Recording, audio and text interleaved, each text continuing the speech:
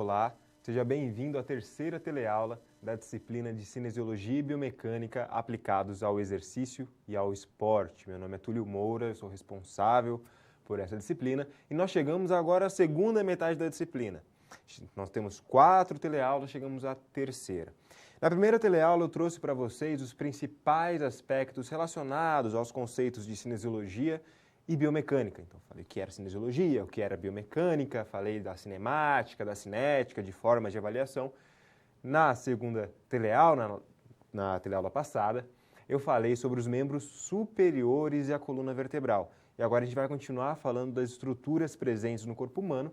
Agora eu vou falar dos membros inferiores e do sistema locomotor. Então vamos ao quadro. Bom, você está vendo aí o tema dessa teleaula, Cinesiologia e Biomecânica do Movimento Humano, membros inferiores e sistema locomotor. Como você conhece nosso sistema de ensino, essa aqui é a terceira teleaula, nós temos aí o livro didático como a principal referência para os nossos conteúdos, então é a unidade 3 de ensino. Bom, eu já quero adiantar para vocês também, antes de iniciar essa contextualização, que nós teremos o Kahoot. Tá? Então teremos um momento de interação, tá? Vai aparecer o PIN para vocês, quem já participou do Kahoot lembra muito bem como ele funciona e tudo mais. Quem ainda não participou, fica tranquilo, eu peço que você baixe ele no seu aplicativo, você recebeu já durante as últimas semanas um tutorial sobre o Kahoot, então eu peço que você baixe e participe na hora que a gente for precisar do Kahoot, lembrando que aparecem perguntas que são do conteúdo dessa teleaula, obviamente, todo o conteúdo da teleaula, conteúdo da minha fala, conteúdo do livro e de todos os materiais didáticos que você tem aí à sua disposição, são conteúdos passíveis de prova. Então, dá uma reforçada aí no Kahoot que, sem dúvida, vai te ajudar no processo de aprendizagem. Bom, então vamos à contextualização da aula, vamos ao quadro. Você está vendo aí 2 imagens. Uma é um homem chutando uma bola. E aqui são 2 mulheres correndo. Quando eu penso em alguém chutando uma bola ou alguém quando corre, quais as estruturas que estão envolvidas nesse processo? Quais são os segmentos? Quais são os músculos? Quais são as articulações presentes? Tá? Quando a gente fala de membros inferiores, a gente tem que notar que ele possui uma maior amplitude de movimento quando comparados aos membros superiores. E aí você deve pensar, professor, mas você falou uma vez que o ombro ele já possui uma grande amplitude de movimento. Sim, falei, mas hoje a gente vai conhecer o quadril. Aí sim está falando de alguém que tem muita amplitude de movimento. Então os membros inferiores, eles apresentam uma maior amplitude de movimento em relação aos membros superiores. Além disso, os membros inferiores, eles estão mais suscetíveis às forças geradas. Por quê? Quando eu ando, quando eu corro, eu tenho o contato do meu pé com o solo. Isso gera uma força que é maior do que aquela que acomete os membros superiores normalmente. Então a gente tem nos membros inferiores uma grande locomoção, mas ao mesmo tempo, tá? Uma grande amplitude, perdão, mas ao mesmo tempo uma grande influência das forças atuantes. Então, muita atenção aos conteúdos dessa teleaula, porque eu vou trazer para vocês as principais estruturas presentes nos membros inferiores.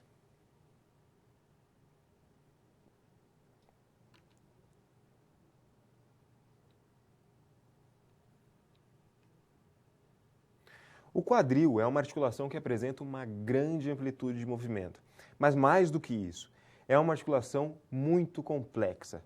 A gente começa a confundir bastante o que é o quadril. Se eu pedir para você aí agora localizar o seu quadril, provavelmente você vai falar da sua pelve. Mas espera aí, qual que é a diferença entre cada um, como que funcionam essas estruturas? Vamos ao quadro, você vai dar uma olhada aí. Eu tenho aí 2 pelves, ok? Bom, primeiro, eu tenho que saber que os membros inferiores são conectados entre si e ao tronco, a gente já viu sobre o tronco, pelo cíngulo do membro inferior. Esse cíngulo, ele é formado pelos ossos do quadril e do sacro. Bom, eu posso compreender que a pelve e o quadril possuem estruturas próximas. O que eu não posso fazer é confundir quem é a articulação do quadril e quem é a pelve. Então, muita atenção, tá bom? Bom, nós temos na pelve aqui uma pelve da mulher e a pelve do homem. Tem alguns ossos que a gente pode até notar, daqui a pouco eu vou mostrar para vocês uma outra imagem que fica um pouquinho melhor para você notar. Mas aqui é o ilho, tá? Você tem o sacro aqui, um pouquinho mais para baixo, que não dá para ver nessa imagem, mas na próxima vai ficar melhor. Você vai conseguir ver, notar o isquio e o pubis. Quando eu falo de pelve, eu estou falando basicamente do ilho, dessa região entre ilho e sacro. Bom, mas quais são as diferenças entre a pelve da mulher e a pelve do homem? A pelve da mulher, ela se expande mais lateralmente em sua parte frontal. Então, tem até essa linha aqui que mostra muito bem. Olha só como ela é diferente, ela é um pouquinho mais larga, tá?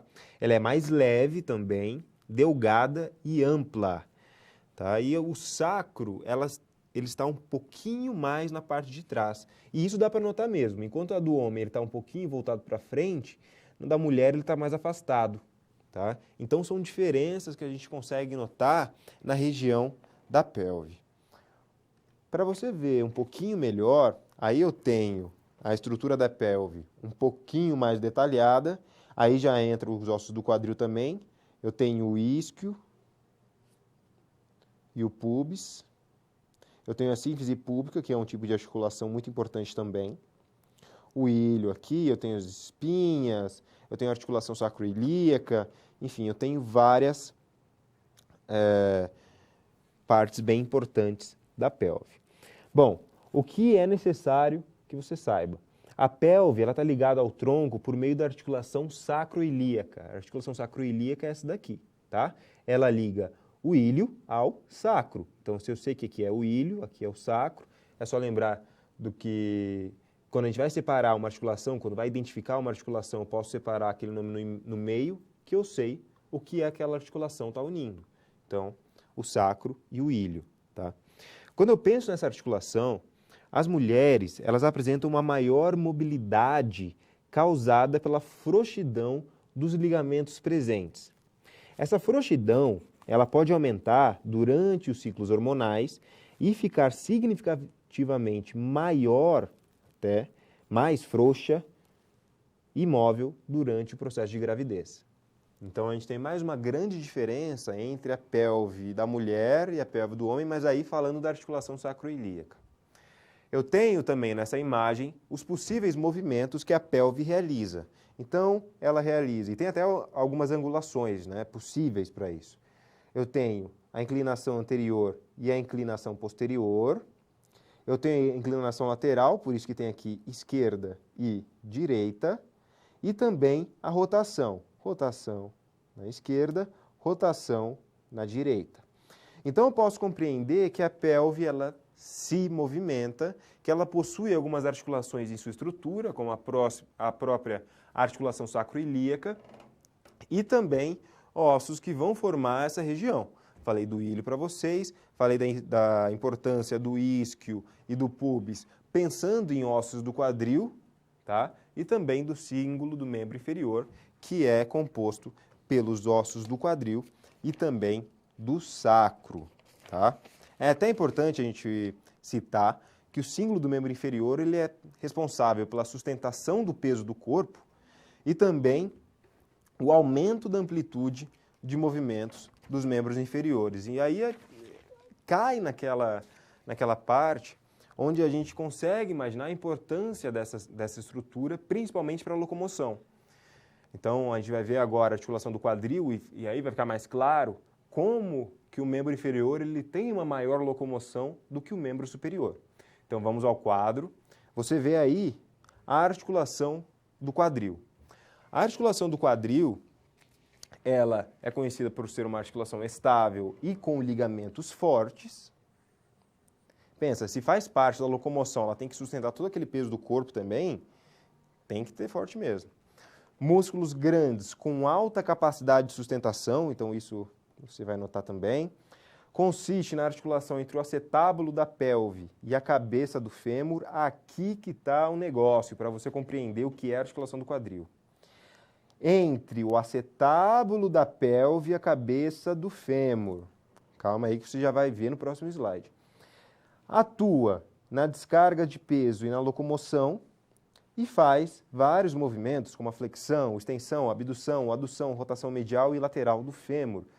Bom, eu tenho flexão e extensão aqui, tenho abdução e adução aqui, e tenho a rotação medial e lateral, eu tenho quantos graus de liberdade?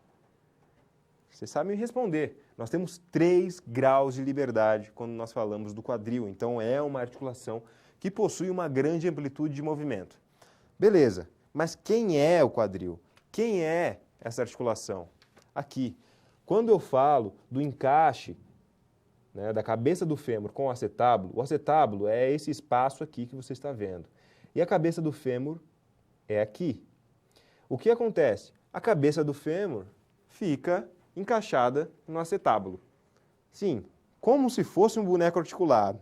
E você pensando que o quadril era aqui em cima. Não, o quadril está um pouquinho mais para baixo. O que faz a ligação dessa articulação é exatamente isso. Quando eu vou lá com a cabeça do fêmur e tem um buraquinho lá do acetábulo e ele fica encaixado. Tá certo? Essa é a articulação do quadril. Vamos voltar ao quadro. Tem outras estruturas muito importantes aqui. O próprio fêmur, e aí vale a pena eu enfatizar isso, que é o principal osso que atua na sustentação do peso. Ele é caracterizado por ter um grande volume, um grande comprimento e resistência. Fraturar o fêmur não é fácil, tá? Então, quando você identifica, quando você sabe de alguma fratura de fêmur, saiba que foi um impacto muito grande, foi um trauma muito grande para gerar aquela fratura, tá? O quadril apresenta alguns ligamentos, como o ligamento iliofemoral, que ele possui uma forte estrutura, ele vai oferecer sustentação à articulação do quadril e resistência à extensão, rotação lateral e adução. Ele é capaz de sustentar a maior parte do peso corporal. Então ele vai desempenhar um papel muito, mas muito importante na manutenção da postura ereta. Tá? Eu tenho o ligamento pubofemoral, ele vai fazer a resistência à abdução, e ele vai possuir certa resistência à rotação lateral e extensão. E por último, o ligamento isquiofemoral, que vai oferecer resistência à extensão, à adução e rotação medial. Tá?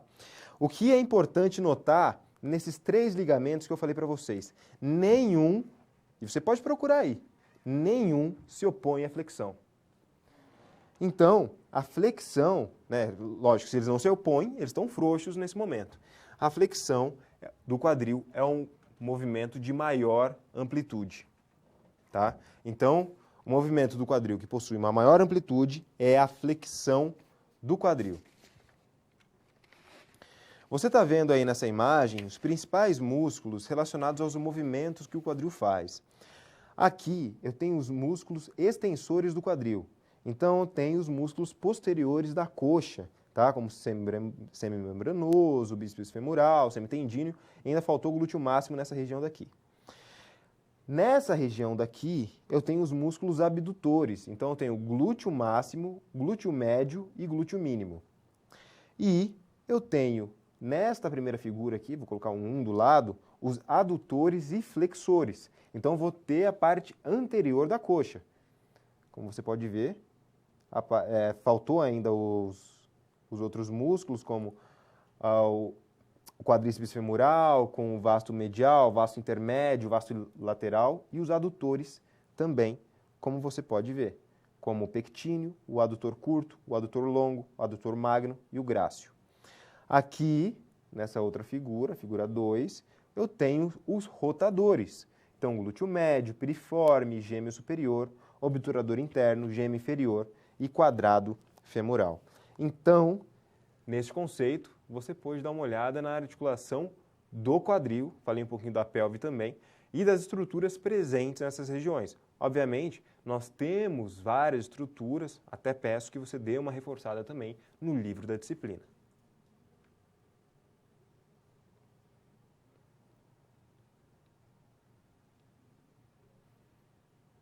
Eu vou falar sobre o joelho agora, então vamos ao quadro.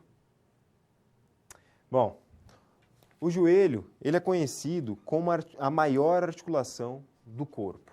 Eu já falei de várias que têm grandes movimentos. Já falei para vocês que o ombro faz muitos movimentos, já falei para vocês que o próprio quadril faz muitos movimentos, mas a maior articulação do corpo é o joelho. Ah, professor, já que ela é a maior, ela faz mais movimentos? Não, não necessariamente. O joelho faz menos movimentos quando comparado ao quadril e o ombro, tá? Bom, ele é conhecido como uma articulação de dobradiça. E tem um problema, né? Ele está sujeito a considerável estresse, principalmente quando eu penso sustentação do corpo e locomoção, tá? Gente, lembra que eu falei já para vocês sobre a coluna lombar, que ela possui um corpo vertebral mais espesso, mais maciço, justamente porque ela aguenta uma grande carga? Então, falei da lombar, a gente desceu por quadril, o quadril também tem uma grande carga. Agora a gente está descendo por joelho. Quanto mais eu desço, maior carga eu tenho que aguentar. Então o joelho está muito suscetível às diferentes cargas que nós temos. Bom, temos 3 articulações, tá, nessa região do joelho.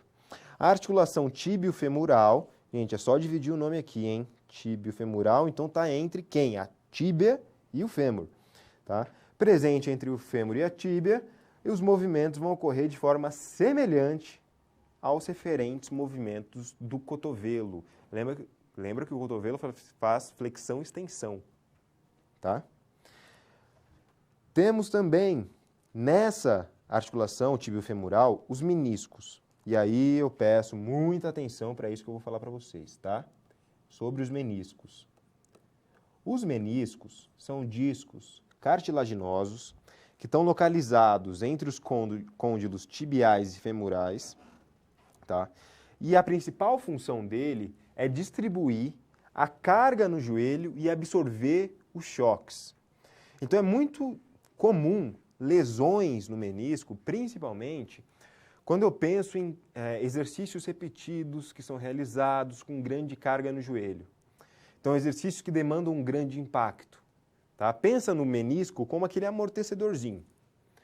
Então, se eu fico lá, fazendo um exercício de muito impacto, sem o devido fortalecimento, tanto da minha parte anterior da coxa, como também dos meus músculos posteriores da coxa, aquele amortecedorzinho, e aí também pensando nos músculos da perna, aquele amortecedorzinho, ele vai sendo sobrecarregado. E fica lá, sobrecarregado, sobrecarregado, sobrecarregado, até uma hora que ele tem uma laceração. E aí, quando a gente machuca o menisco, é muito complicado. Existem casos que são cirúrgicos, por exemplo. Então, imagine o menisco como um amortecedor. A função dele é receber aquela carga. Então, imagina, uma carga que está incidindo no joelho. Ele recebe aquela carga e ele vai distribuir por toda a superfície da articulação, para não ficar só fixa em um ponto. Então, ele recebe e distribui. Só que, se isso acontece muito, com uma grande carga, ele para de conseguir fazer isso. Então, você está sobrecarregando ele e a uma hora ele vai lacerar. Tá certo? Vamos voltar ao quadro. Bom, nós temos a articulação patelofemoral, que é a articulação da patela com uma incisura troclear sobre o fêmur. E aí nós temos a articulação tibiofibular proximal, que está localizada entre a cabeça da fíbula e as faces posterolateral e inferior do côndilo da tíbia. É um tipo de articulação deslizante e aí terá como funções a dissipação das forças de torção aplicadas pelo movimento do pé. Lógico, a tíbia também está em contato com o pé, né, e com o joelho, então realmente eu tenho uma força de torção nesse sentido, principalmente nos movimentos do pé. E atenuação do curvamento tibial lateral. Se você já palpou a sua tíbia, você já viu que ela não é essa coisa mais reta do mundo, né? Não é aquela coisinha certa. Não, né? Ela é um pouquinho rotacionada, tá bom? Bom, vamos dar sequência, vamos ao quadro.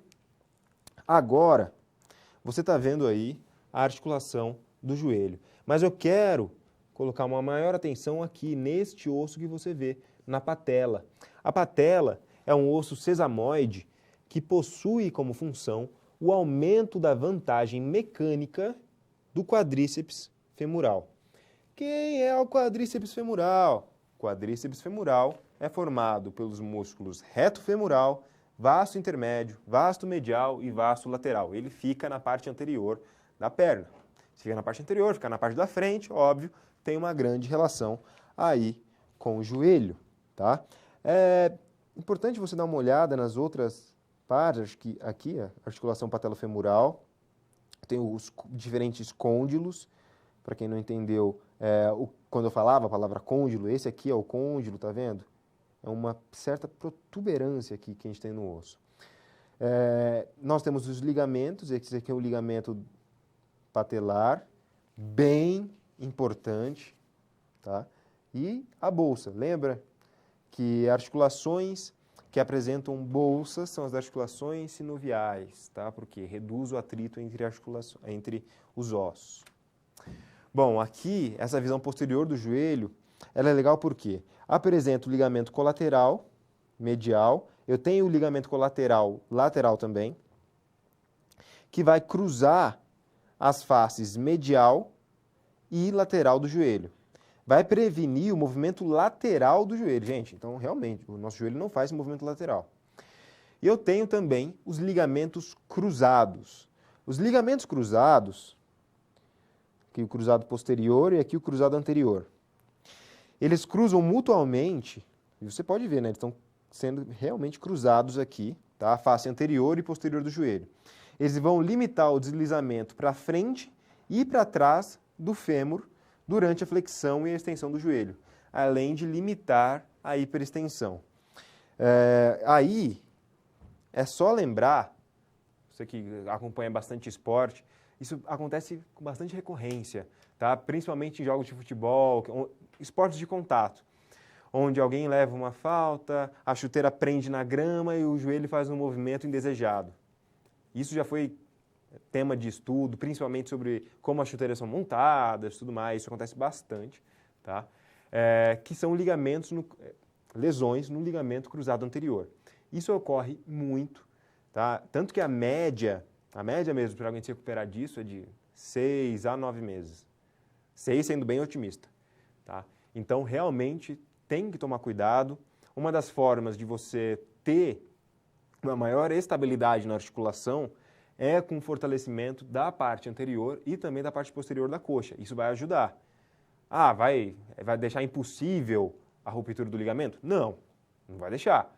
Tem como ainda romper. Mas é uma estrutura que ela está aí justamente para limitar esse movimento. Se eu tenho músculos mais fortes, a minha estabilidade na articulação vai ser maior. Logo, é importante que você sempre fortaleça esses tipos de músculos.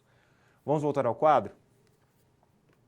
Bom, o joelho tem como movimento de flexão a participação dos músculos isquiotibiais.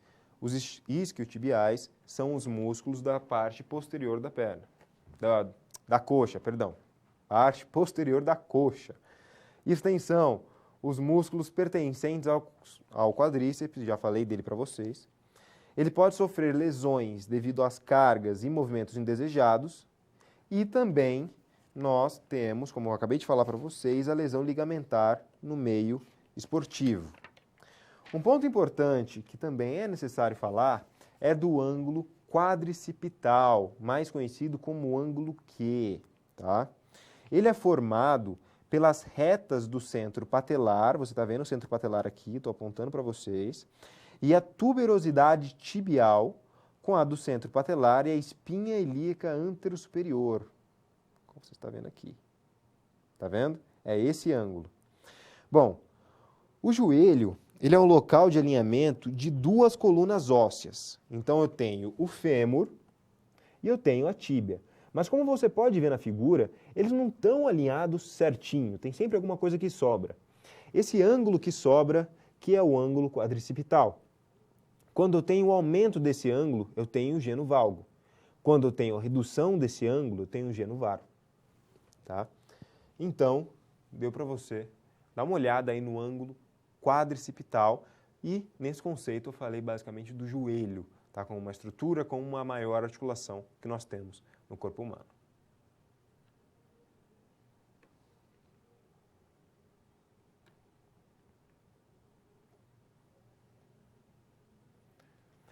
Vou falar sobre o tornozelo e o pé. E aí é uma articulação e um segmento que apresenta muitas estruturas. Vamos lá, o quadro para você dar uma olhada quanto que tem. Compõe uma estrutura anatômica com 26 ossos de formas irregulares. Gente, é osso, hein? 30 articulações sinoviais, 30. Mais de 100 ligamentos e 30 músculos. Ô, professor, eu preciso decorar tudo isso? Não, mas eu preciso que você saiba as partes principais. Quando eu falo dos principais movimentos nas articulações, eu tenho a articulação talocrual, a talocalcânea e a transversa do tarso. Ok, mas o que significa cada uma? A articulação talocrual, ela tem o objetivo de criar estabilidade. A talocrual, pessoal, ela é nada mais, nada menos do que a própria articulação do tornozelo. O tornozelo em si é uma articulação que ela está ligada à estabilidade, principalmente para os movimentos que estão presentes no segmento do pé, ok?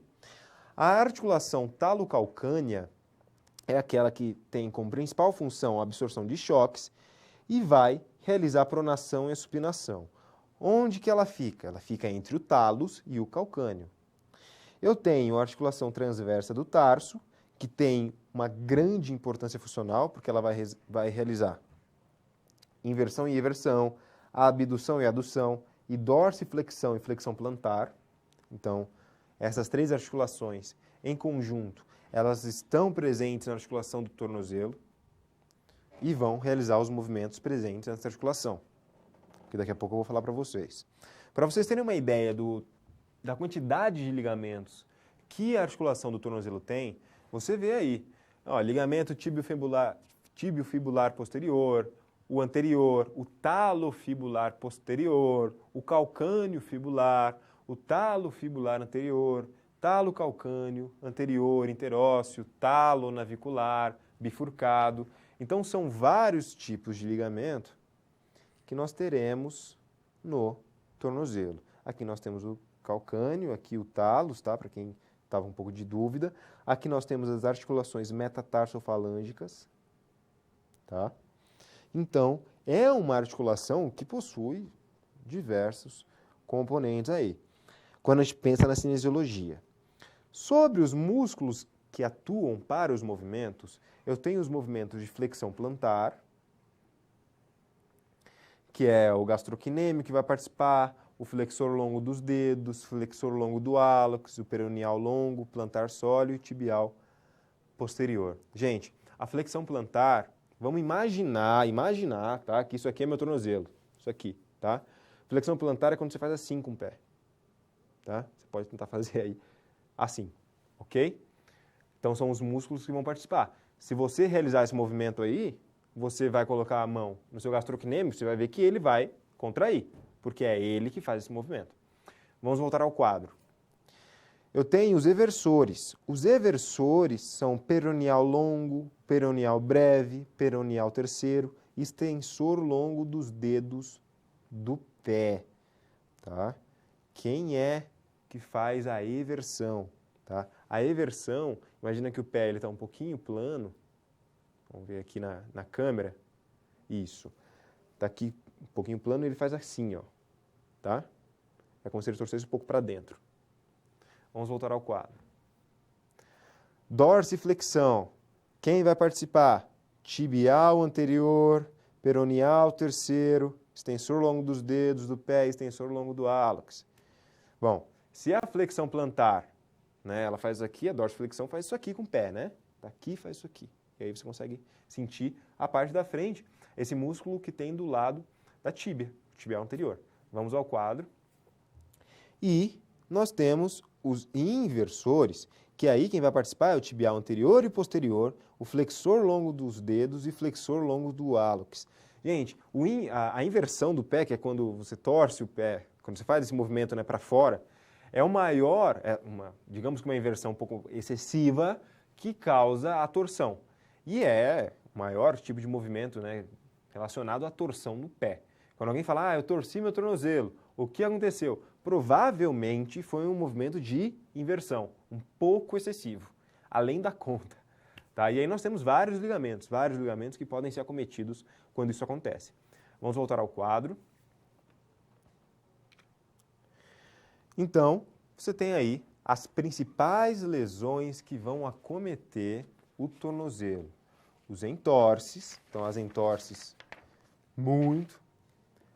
Às vezes, quando existe a entorse, também ocorre a ruptura ligamentar.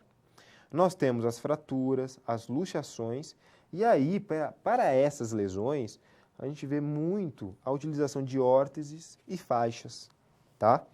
Então, você pode ver aí, nesse conceito, sobre a estrutura do tornozelo. É uma estrutura complexa? Apresenta a sua complexidade.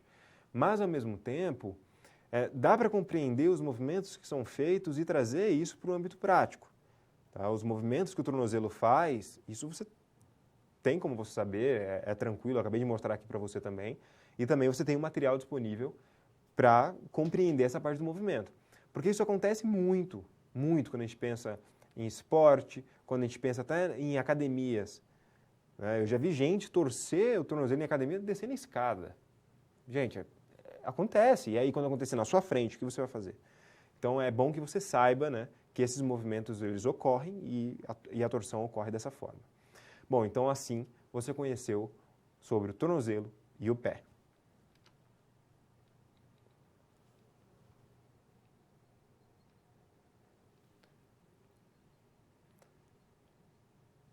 Vamos à nossa primeira situação problema, que vou falar sobre impactos no joelho. Então vamos ao quadro, você está vendo aí impactos no joelho.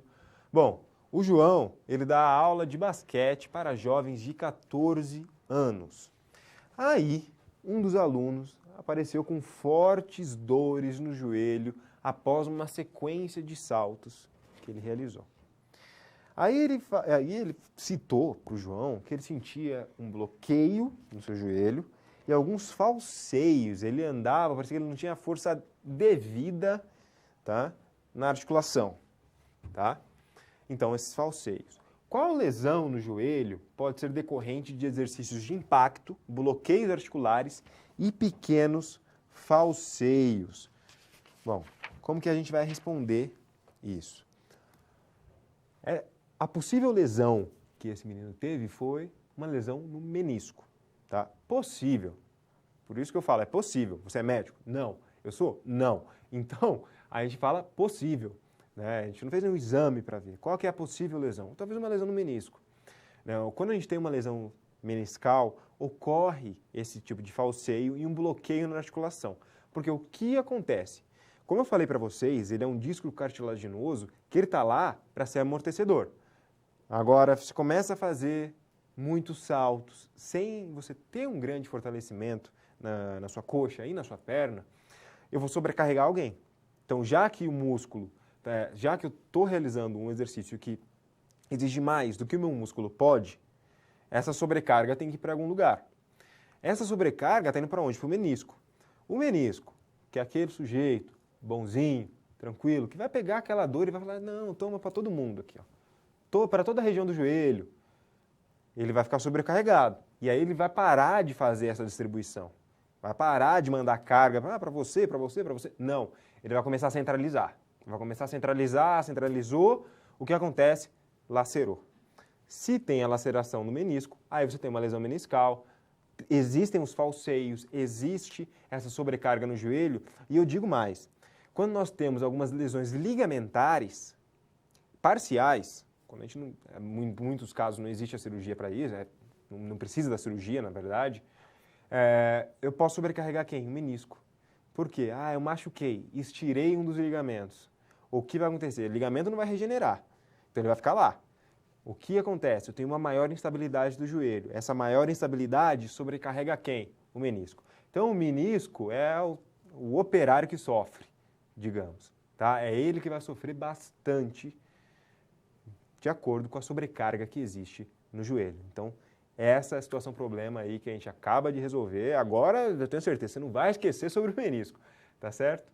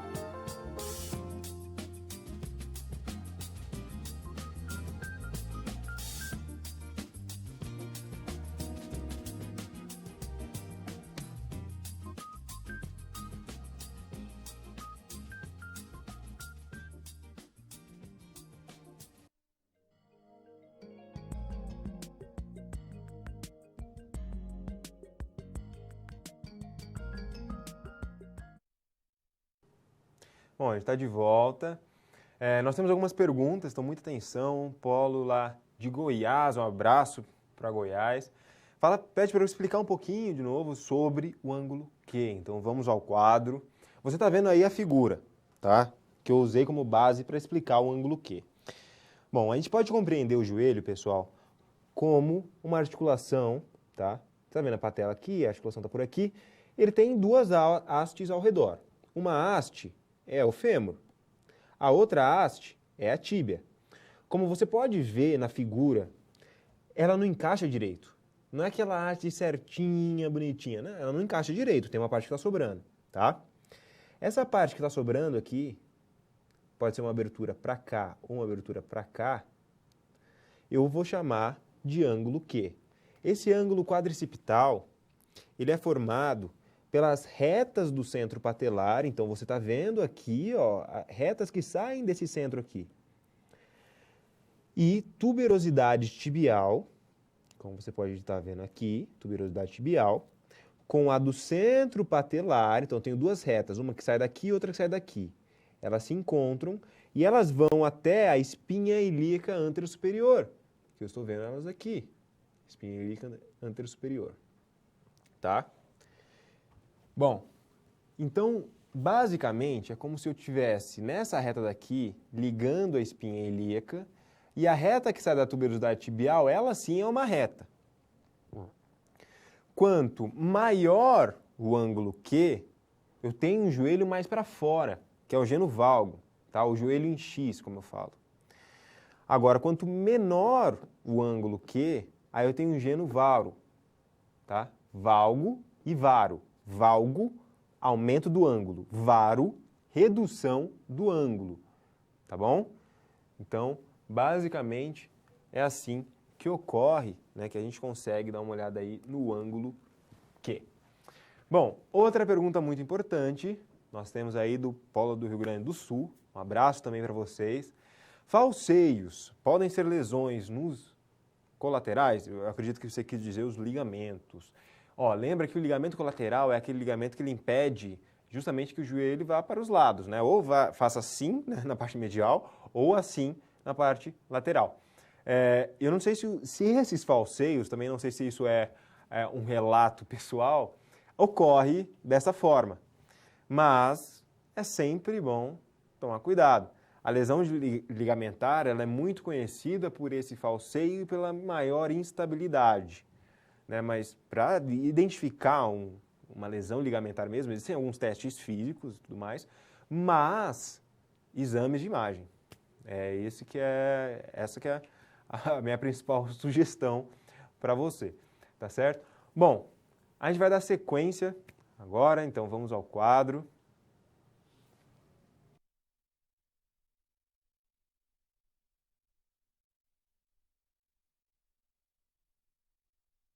Vou falar sobre o sistema muscular.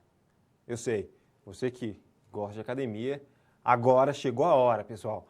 Vamos voltar ao quadro, que aí você vai dar uma olhada no sistema muscular.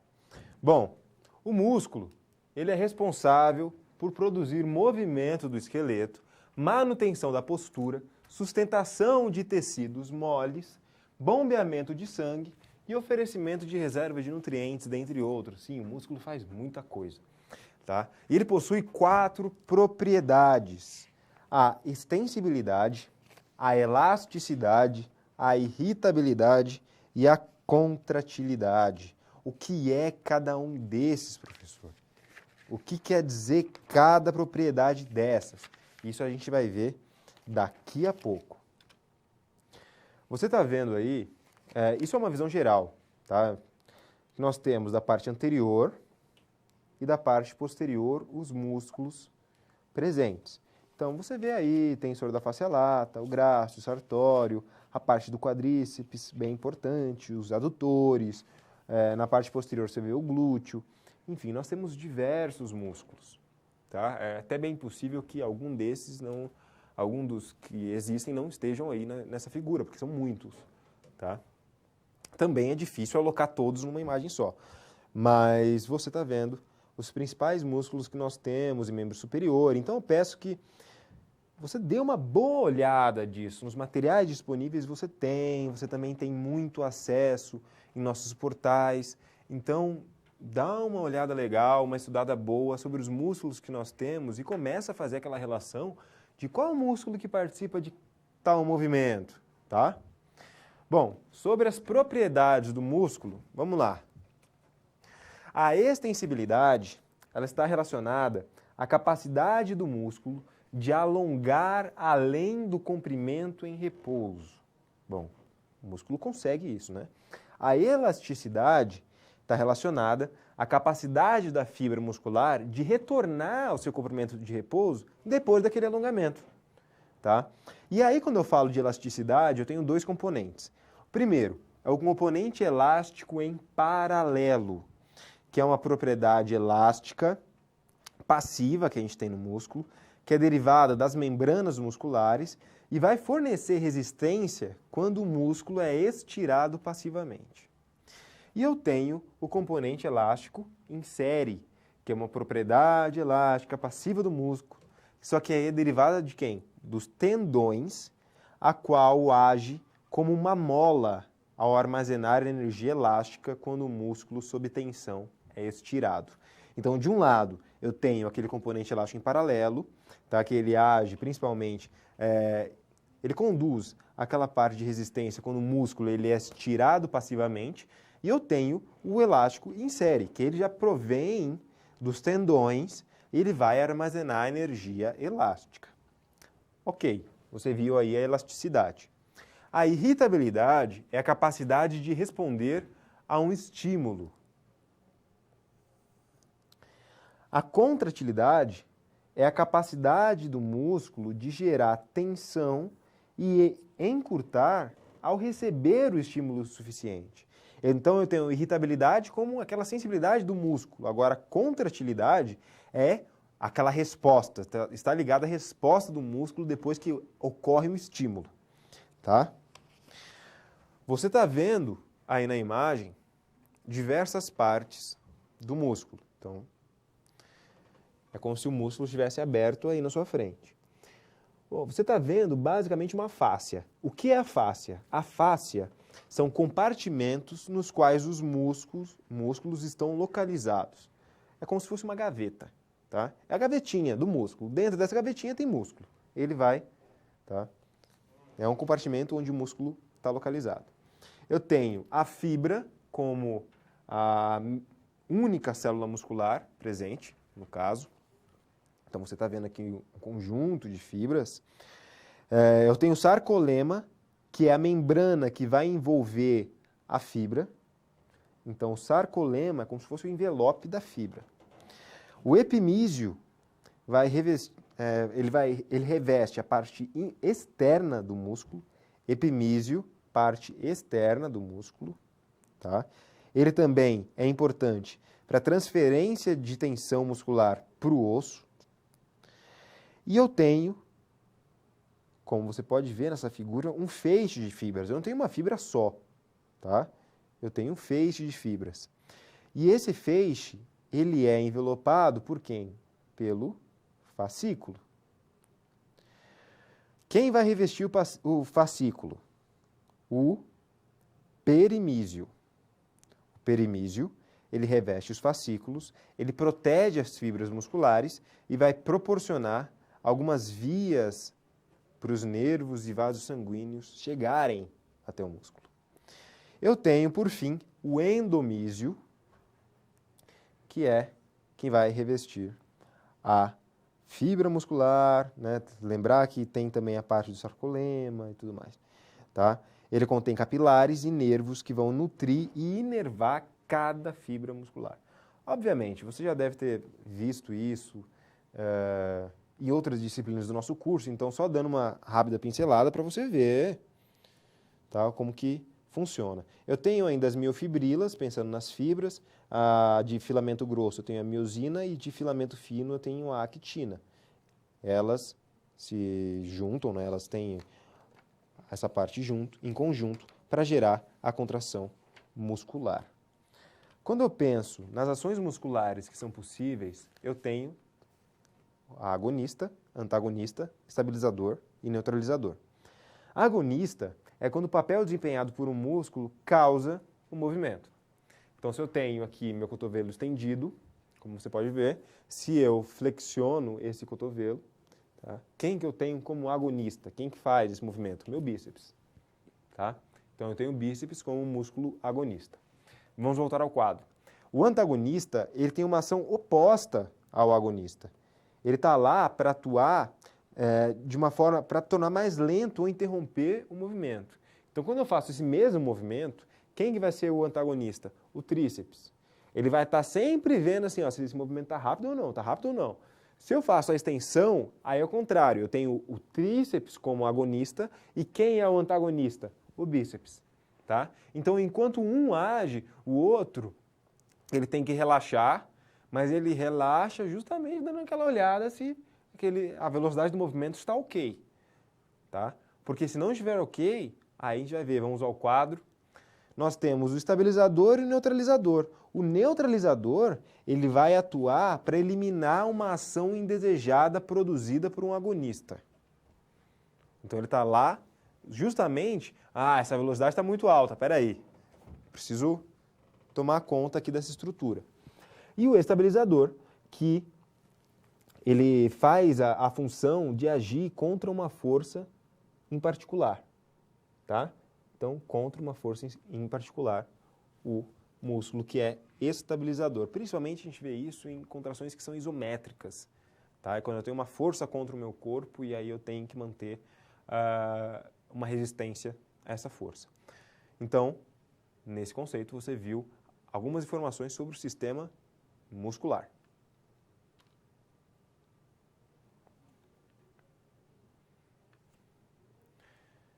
Sistema articular.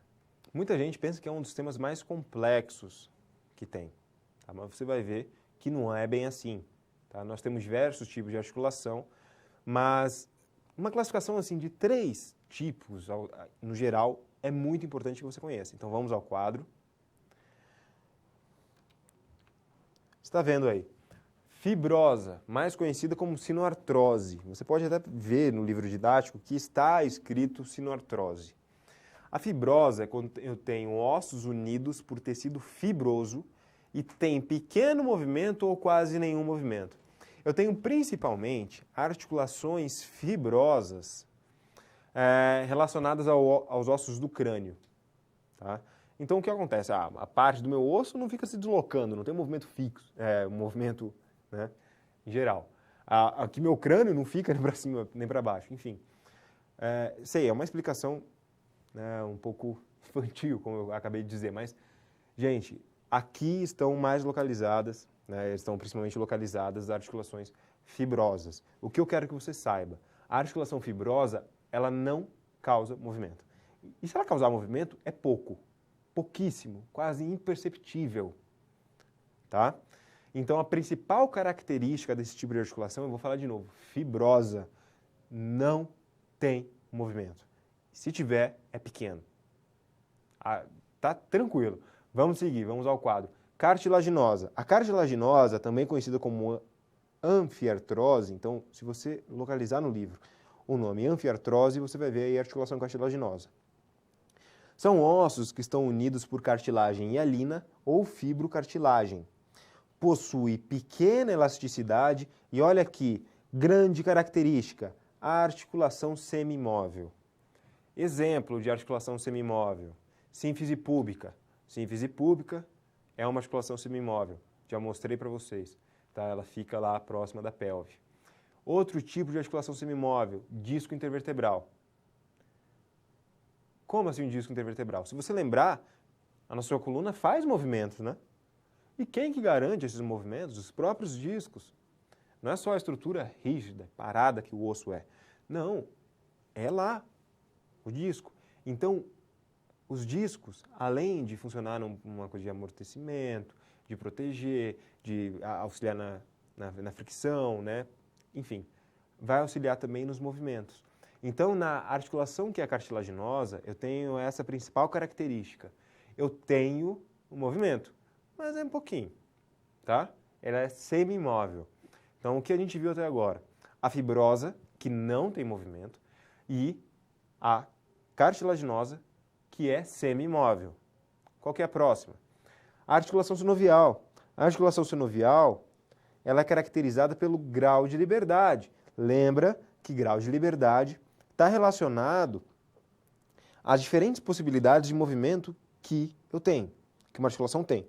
Ela possui líquido sinovial dentro daquela bolsa de líquido sinovial, você já deve lembrar também, e grande mobilidade. Então, quando eu falo da articulação sinovial, aí sim eu falo de movimento. Então eu falo do cotovelo, eu falo do ombro, eu falo do quadril, eu falo do joelho, eu falo do tornozelo. Tudo isso é articulação sinovial. Por quê? Tem uma grande amplitude de movimento. Então, se eu separar o meu entendimento das articulações dessa forma, fica bem mais simples de eu compreender a função de cada uma. Então, quando a gente fala do aspecto funcional, eu posso falar que, olha, ela é fibrosa, tem quase nada de movimento ou não tem movimento. Uma é cartilaginosa, né? Então tem aquela fibrocartilagem, o que vai acontecer, ela é uma articulação semi-imóvel. E outra é a sinovial. A sinovial produz muito movimento. É aquela articulação que eu, toco todo dia, meu ombro, meu cotovelo, meu punho, são articulações que são sinoviais, que geram movimento, que têm diversos graus de liberdade. Então é uma divisão muito simples da gente compreender, tá? Então eu até peço para você, se está muito difícil de ver o que é sinoartrose e anfiartrose, tenta associar ao nome. Sinoartrose eu tenho uma articulação fibrosa, a anfiartrose eu tenho uma articulação cartilaginosa, e a sinovial é sinovial, tá certo? Vamos voltar ao quadro. Possibilidades de movimento quando eu falo em articulação. Então eu tenho uma articulação deslizante, que são articulações que são quase planas, tá? Eu tenho como exemplo de articulação deslizante, pessoal, as articulações presentes nos ossos do carpo e do tarso. A articulação endobradiça, que é daquela superfície óssea articulada, convexa e outra côncava. Falei de dobradiça já para vocês nessa teleaula. A articulação condilóidea, que é uma parte convexa e outra côncava. Eu tenho as articulações radiocárpicas. A articulação em cela, e ela tem esse nome justamente por conta do seu formato de assento de uma cela de equitação, tá? Ela possui uma boa amplitude de movimento e eu trago como exemplo para vocês a articulação carpo-metacárpica do polegar. E eu tenho a articulação esferoidal. A articulação esferoidal é quando ocorre a rotação nos 3 planos de movimento, tá? Então eu tenho como uma articulação esferoidal o quadril e o ombro, tá? Lembra do quadril, que ele é aquela articulação que está presente na junção do acetábulo com a cabeça do fêmur, tá bom? Essa é uma articulação esferoidal. Então, nesse conceito, você pode conhecer um pouco mais sobre o sistema articular, lembrar sempre dos tipos de articulação, principalmente relacionados à sua função, que eu falei para vocês. Então, isso já fica um pouquinho mais simples para você compreender. E esse foi esse conceito do sistema articular.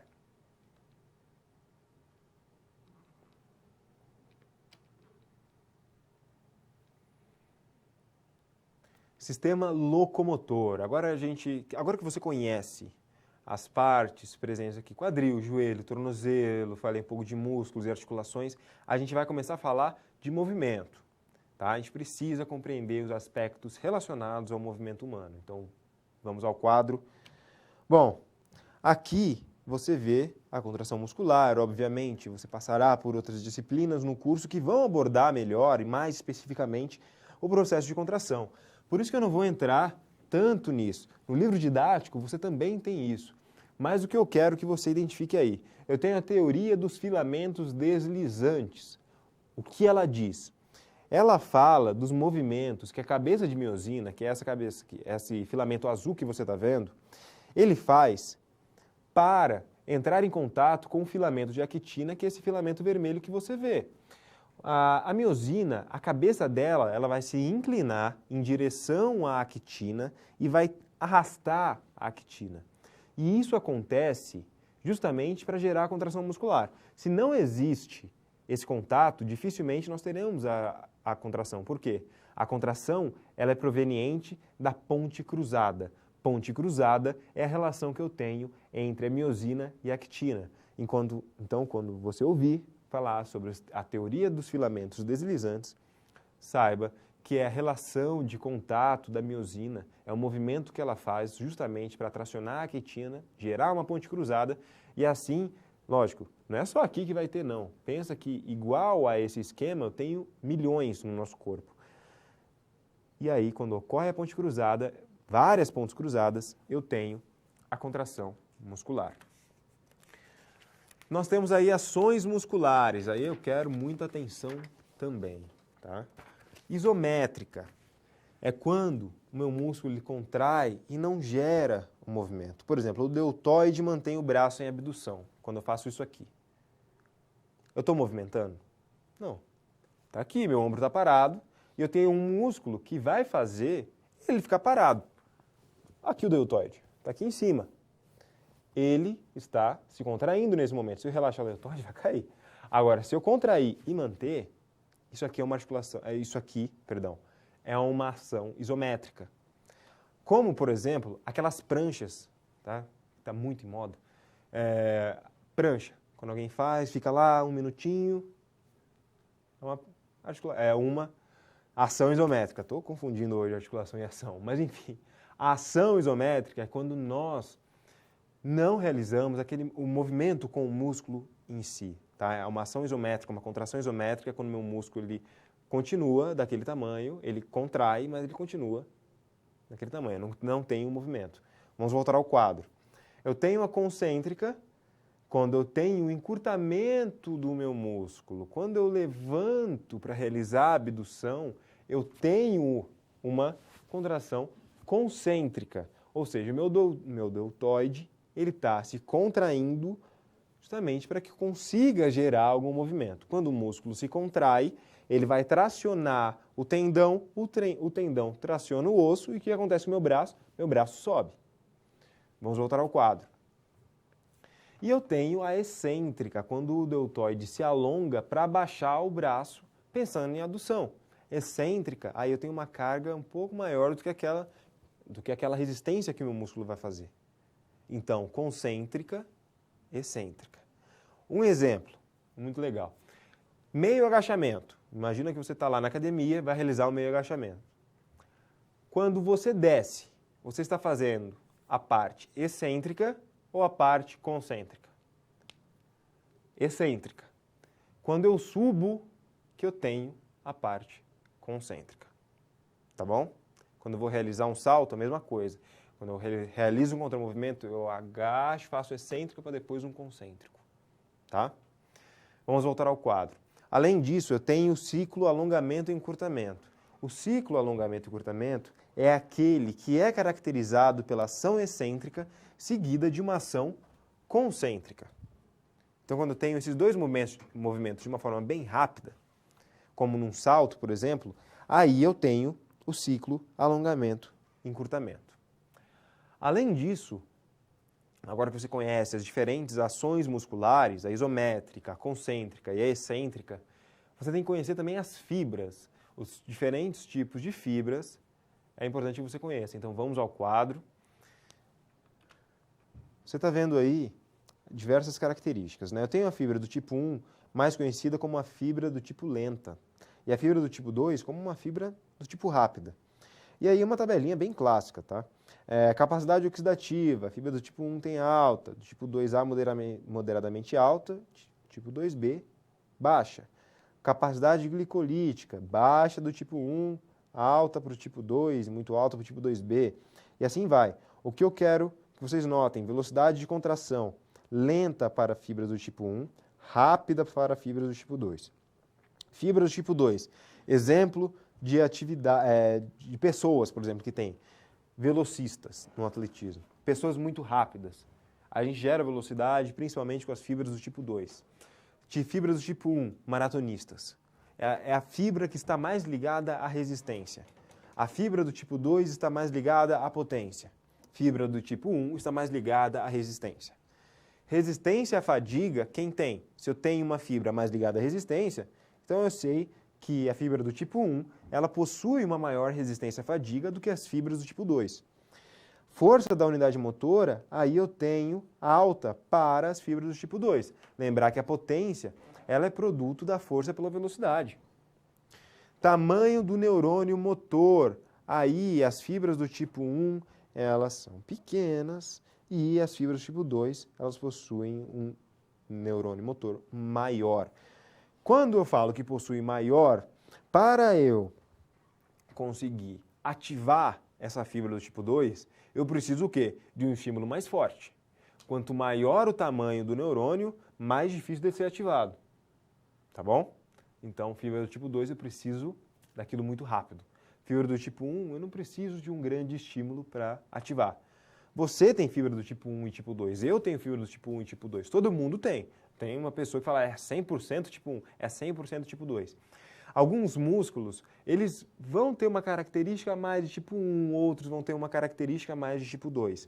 Tudo isso também depende da atividade que é realizada. Tá certo? Bom, mas como que eu identifico, por exemplo, uma atividade muscular? Vamos ao quadro. Eu consigo identificar a atividade muscular por meio da eletromiografia. Mas quem é a eletromiografia? Ela é um instrumento que vai verificar a atividade elétrica do músculo. E tudo isso provém de uma teoria, de uma observação de Luigi Galvani, que verificou que o músculo ele produz uma corrente elétrica quando ele desenvolve tensão. Então ele gera uma atividade elétrica. A eletromiografia está aí justamente para identificar essa atividade elétrica do músculo. Outros pontos importantes. Eu tenho a relação comprimento-tensão. A quantidade de tensão isométrica máxima que o músculo é capaz de produzir depende do comprimento dele. Então você está vendo aqui, quanto menor o comprimento, menor a força. A capacidade de gerar força, ela vai aumentar quando o músculo está ligeiramente estendido, porque ele está com um comprimento maior. E os músculos de fibras em paralelo, eles vão produzir tensões máximas acima do comprimento em repouso. Falei de como as fibras ficam também, tem também no seu livro didático. E eu tenho a relação força-velocidade, tá? Que no esporte a gente utiliza bastante. É a capacidade de desenvolver força, ela vai depender da velocidade da contração muscular. Em contrações concêntricas, o desenvolvimento da força máxima, ele diminui progressivamente de acordo com a velocidade, tanto que você está vendo aqui, né? E para o excêntrico é o contrário. Com a velocidade aumenta, a força que eu gero em alongamento excêntrico é maior. Então, nessa parte aqui, nesse conceito, você pode identificar alguns conceitos muito importantes quando a gente fala dessa relação entre músculo e velocidade de movimento, músculo e tensão, as ações musculares que estão presentes também.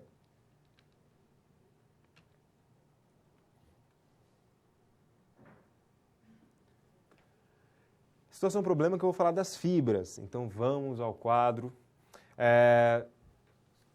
Um grupo tem dúvidas sobre as diferentes atividades que realizamos e a predominância do tipo de fibra. Quando a fibra do tipo 1 ela é predominante? E em relação à fibra do tipo 2? Quando a fibra do tipo 2 é dominante? É possível um músculo apresentar ambos tipos de fibra? Sim, tá? Primeiro, essa última pergunta eu já falei para vocês. É possível. O gastrocnêmio, por exemplo, se eu não me engano, ele tem uma relação assim comum de 50-50. Dependendo da sua atividade, isso pode mudar. Bom, eu tenho fibras do tipo 1 mais ligadas às atividades de longa duração, atividades de resistência, ela é mais resistente à fadiga, e fibras do tipo 2 mais ligadas a atividades rápidas. Se eu fosse correr uma maratona, eu tenho as fibras do tipo 1 trabalhando mais. Se eu fosse correr 100 metros, tivesse que chegar muito rápido, eu tenho as fibras do tipo 2 participando muito mais também. Então, essa foi a situação problema.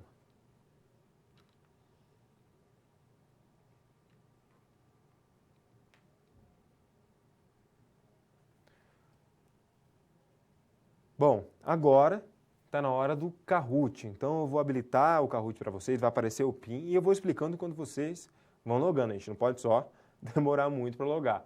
Então vamos ao quadro.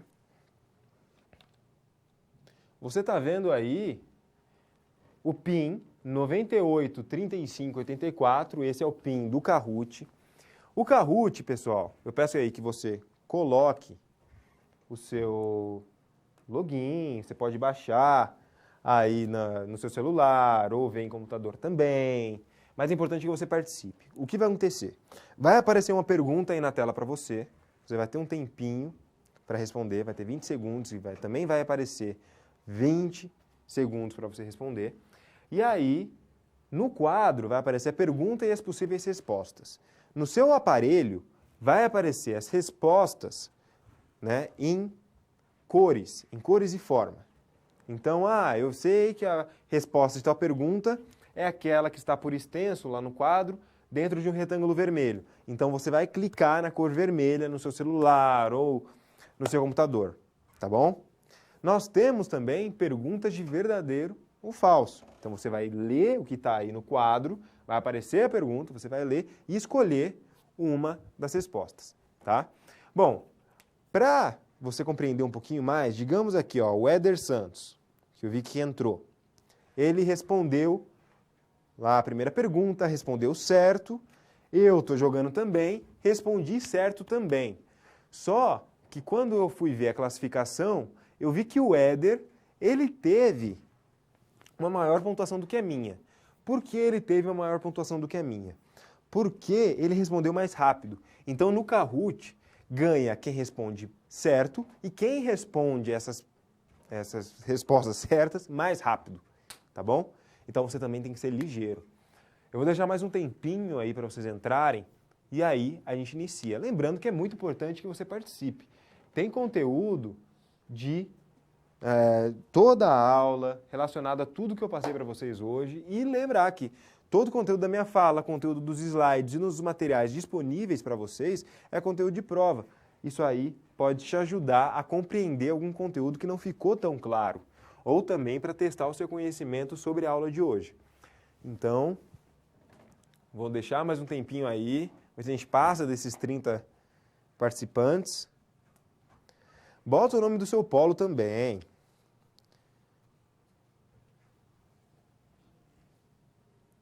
Vamos lá.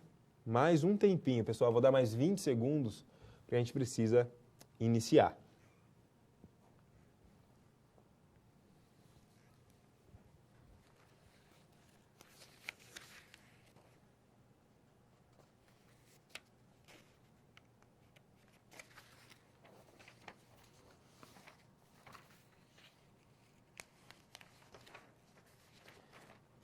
Vamos começar? Vamos lá. Muita atenção. Prepara aí. Vamos lá.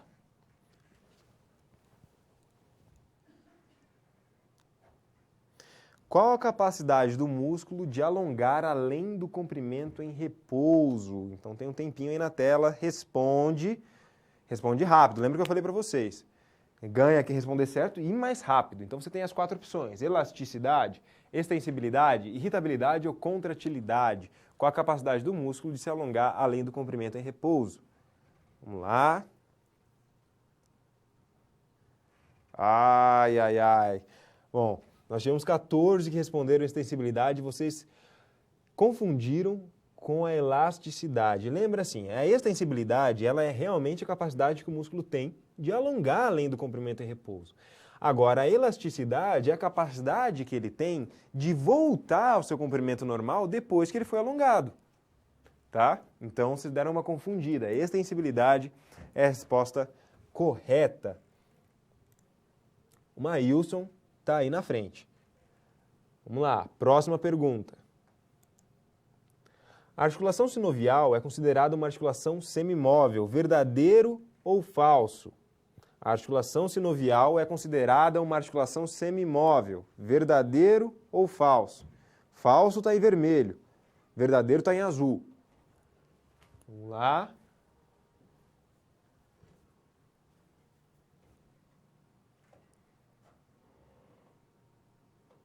Olha, foi equilibrado.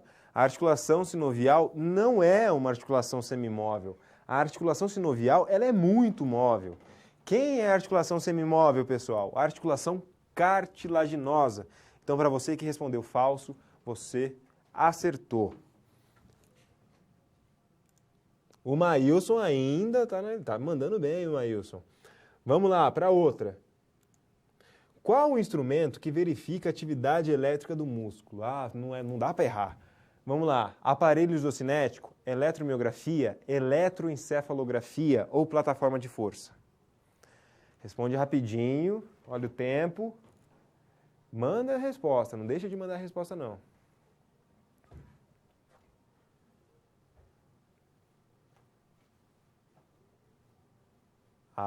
Boa parte acertou, hein? Grande maioria, a eletromiografia, sim, é o instrumento que verifica a atividade elétrica do músculo. Agora a última, mais uma aí, ó, o Maílson ainda na frente.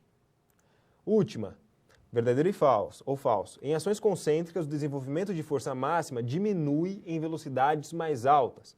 Em ações concêntricas, o desenvolvimento de força máxima diminui em velocidades mais altas. Vamos lá. É falso, que é o vermelho, ou verdadeiro, que é o azul?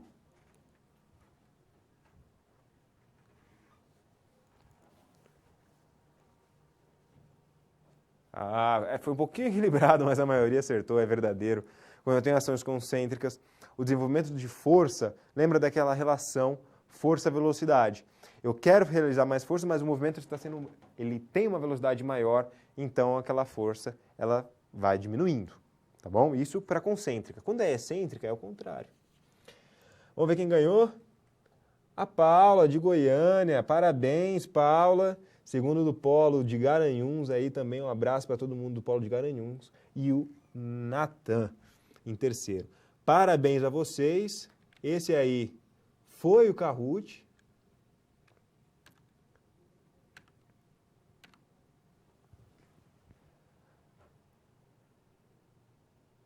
E agora a gente vai dar uma olhada no que a gente viu, no que eu falei para vocês nessa teleaula de hoje. Então vamos ao quadro.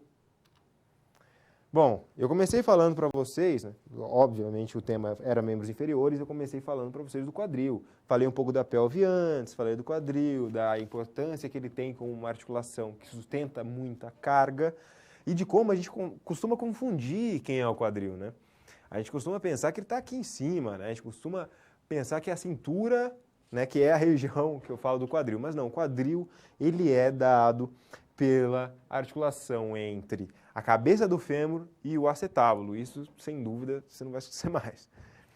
Nós temos o joelho, falei que é a maior articulação que nós temos no corpo humano. Ele possui o menisco, que é justamente aquela estrutura que está lá para distribuir as cargas dentro da própria superfície do joelho.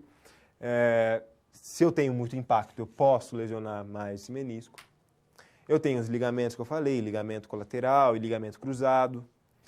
Tenho a patela. Falei do tornozelo e do pé, que juntos, né, dão uma estrutura muito complexa. Então apresenta muitos músculos, apresenta um número elevado de ligamentos e também de diferentes articulações. Então é uma região bem complexa. E falei do sistema muscular, trouxe alguns parâmetros para você, sempre lembrando que você vai ver mais sobre isso em outras disciplinas que tratam mais dessa parte fisiológica do sistema muscular. Temos o sistema articular, e aí o que eu peço para você? Lembra da classificação funcional. Eu tenho a fibrosa, não tem movimento, ou pouquíssimo movimento. Eu tenho a cartilaginosa, que ela é semimóvel, e eu tenho a sinovial, que ela tem muito movimento. A sinovial é aquela que a gente está acostumado a ver em nossas aulas. Quadril, ombro, joelho, tornozelo, punho, cotovelo, tá? E falei do sistema locomotor, principalmente a relação que nós temos entre as diferentes ações musculares e também como que a gente pode compreender a relação de comprimento, tensão e de força, velocidade. Então, foi uma aula regada de conteúdo, né? Você teve bastante conteúdo sobre os membros inferiores, mas deu para conhecer. Lembro também que é muito importante a leitura dos materiais que estão disponíveis para você, tá certo? Agradeço imensamente a atenção de vocês, a participação no Kahoot também. E até a próxima. Tchau, tchau.